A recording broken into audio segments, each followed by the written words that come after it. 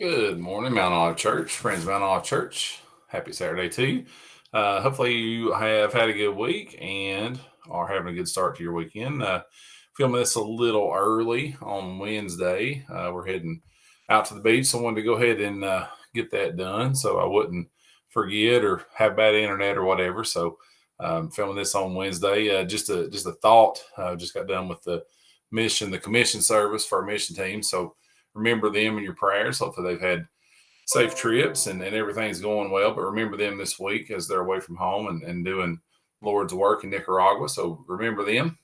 So I'm going to do a quick devotion here this morning on protection from Brother TJ's message on Sunday on Father's Day.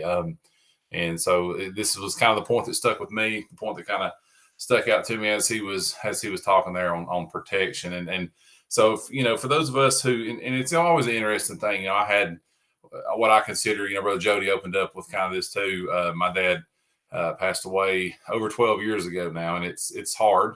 Father's Day is hard sometimes, but it's also great.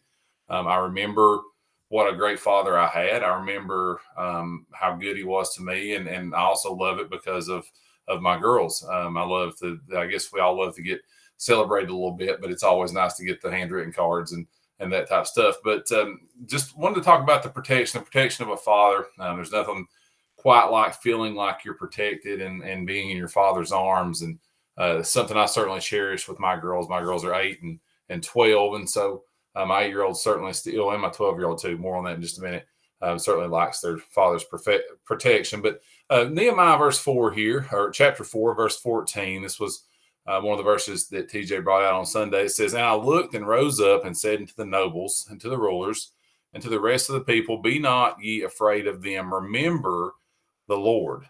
Remember the Lord. That's enough for us to have a devotion on right there on this Saturday morning. Remember the Lord.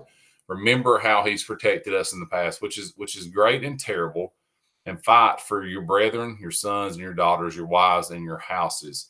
Protect your brethren, your sons and your daughters and your wives and your houses. Remember that the Lord is capable of helping us do those things. And so this thought hit me right in the middle of TJ preaching on Sunday. And so I've kind of jotted a note down, and I thought, well, that's what he wants me to talk on today. The Short family, we have this great and terrible and long nighttime routine, have for years now with my girls. I feel like it gets longer every year. But it starts out with me tucking Everly in, and usually she's the easiest one because she falls asleep within 5 minutes. Sometimes I fall asleep with her. We say our nighttime prayers. She falls asleep. I get up, give her a kiss, get up out of bed, go lay with Spencer. And so here the fun ensues. Now I lay for a while. I give her a kiss on the head. She says, "1 more minute." This is every night. 1 more minute. So I lay for anywhere between a minute and 5 minutes, depending on what it's like that night. And then I give her another kiss and get out of the bed. And she says, "Dad, can I call you if I need you?" Every night since for the last, I don't know, 4 or 5 years probably. "Can I call if I need you?" She'll say, "I love you. Can I call if I need you?"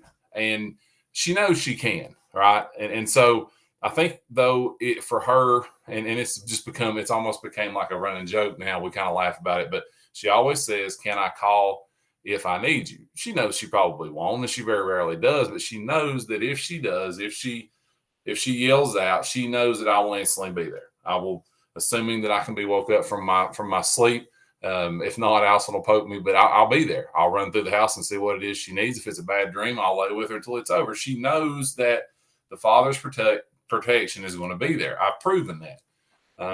Through the years, I have proven that if she yells out, I will come running through the house and be there. So she's not hesitant to call. She asked me for that, to know that protection. But so my thought was, we're like that with God too. We should be like that with God too. We know that we can call on God because He's proven through the years that when we do, He answers, right? He's proven through the years that He is worthy to be called on. He's proven through the years that He will take care of me when I need Him. And so I shouldn't be hesitant to call on Him. I shouldn't have to ask God, "Can I call on you?" I know that I can. He's proven that all throughout history, all throughout the years, all throughout the Bible, and I guess even more personally, all throughout my life. Anytime I have called on Him, He has ran and came and been there. maybe not exactly the way I expect him to, but it's always been perfect in the end. So I guess that was my thought on that. Just kind of end here, Psalms 18. The Lord is my rock. Another version says my protection. The Lord is my rock and my fortress and my deliverer, my God, my strength, in whom I will trust, my buckler and the horn of my salvation and my high tower. Verse 3, I will call upon the Lord who is worthy to be praised. So shall I be saved from my enemies. There's no doubt in that last verse. So shall I be saved from my enemies. God is good. He's a good, good father. He's a good protector when we need him. He's always there, whether we think we need him or not. He's always there. He's always our protection. I don't have to